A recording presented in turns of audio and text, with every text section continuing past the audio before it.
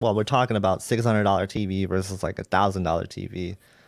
Is it really worth that extra $400? Yeah, so I mean, even if you kept it into the same brand, after seeing what I saw with the 85J, there Hmm. is no reason to pick that TV for HDMI 2.1. So then you can drop down to the X80J.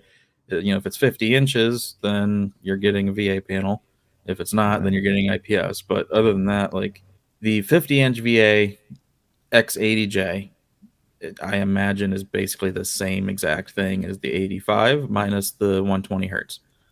And Okay. if that's the case, then yeah, just the to me the X85J felt, looked, and sounded like a $600 TV, and it's 1,000, and that's so even come Black Friday, if they take a couple hundred off and it's 800 or even seven something, I couldn't, I wouldn't recommend it. Yeah. There's just better options. I do have the Q70A sitting right here, and instantly noticeable taking it. Well, first the box is kind of a not great impression because it's just a plain brown box. Right. But once you get it out of the box, you're like, wow, this is a 7 series mid range TV, but it's so thin, so well built. The stand is really nice. It just has that high quality feel and look. And then Hmm. you turn it on, and it's instantly noticeably better than the X85J. Black levels are better. Um, I don't know if it's brighter. That's the only thing with the X85J is it actually was pretty bright, Hmm. but it sacrificed its black levels to get bright. Yeah. This one is about the same brightness, but the black levels are much better. I played a little bit of gaming, and it's what you would expect from a Samsung gaming TV. Hmm. Um, and not really any ghosting. There's no blooming.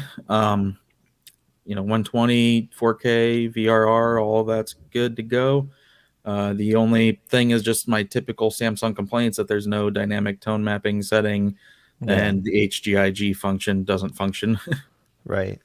Yeah, it doesn't work. It works, but it doesn't like function correctly. You still like I still like putting it on. Yeah, I find that it's still better HDR when you put it on. yeah. I just don't like that you can't set up the Yeah, slider like I the agree. load up Destiny, and it just says go all the way left, and as you go, Yeah.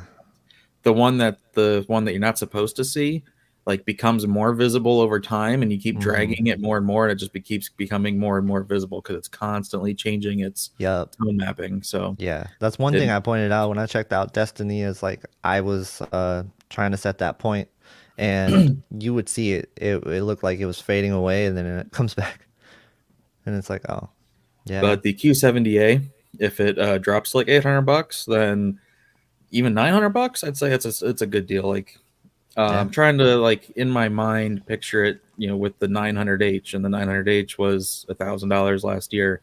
Um, and technically, the 900H should be a class above because it was full array local dimming and it was brighter and all this stuff. But I think 99% of people would think the Samsung actually looks better. Edgelit doesn't necessarily mean like it's a bad TV, and I No, think not at all. that's something that people kind of get confused is like we'll say, oh, but it's not edgelit, but it's not a knock on edgelit per se. It's just more like when you're looking for that mid-range TV, paying that much for edgelit is it's kind Mhm. of questionable when you can get a pretty good full array panel.